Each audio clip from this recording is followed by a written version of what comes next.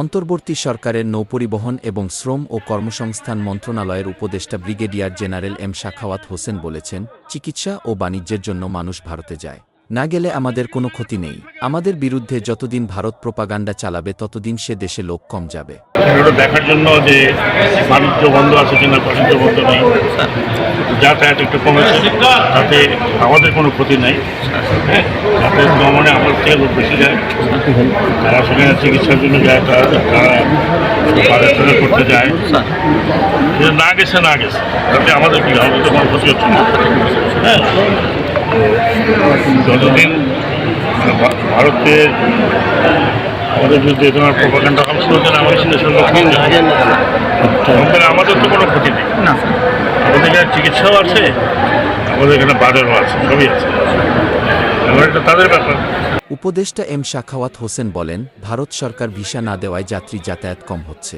এতে আমাদের চেয়ে ভারতের ব্যবসায়ীরা বেশি ক্ষতিগ্রস্ত হচ্ছে। আমাদের দেশের যেসব রোগী সে দেশে চিকিৎসা নিয়ে থাকেন তাদের একটু ক্ষতি হচ্ছে। কোনো ইন্ধন নয়, সম্প্রীতির বাংলাদেশ গড়তে সবাইকে ঐক্যবদ্ধ হয়ে কাজ করতে হবে। দ্বিতীয় বৃহত্তম সংখ্যক লোক ভারতে যায় বাংলাদেশে, তো ওটা তো হিউজ ইকোনমিক বিষয়।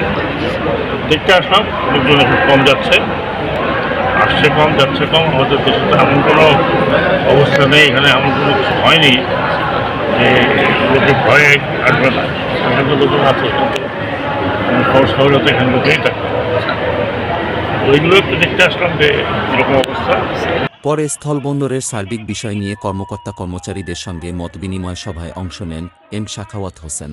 বিকেলে বৈষম্যবিরোধী ছাত্র আন্দোলনে নিহত আবদুল্লাহর বাড়িতে যান তিনি।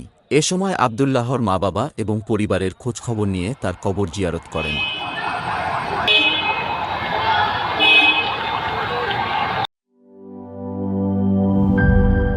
শিয়া বাটার ও ভিটামিন ই সমৃদ্ধ lily glam beauty soap. Lily, always beautiful.